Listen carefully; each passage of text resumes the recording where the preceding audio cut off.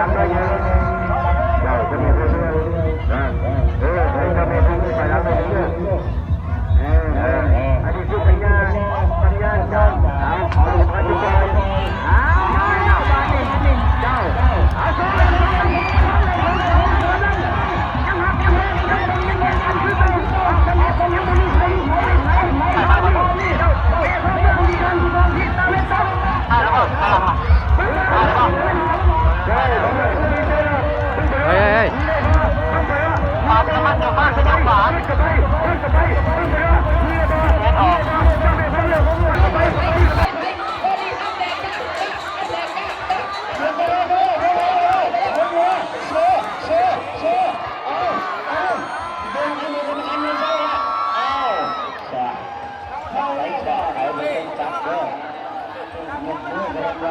แล้วยิ่งเล่นกันก็เป็นธรรมดาอาจารย์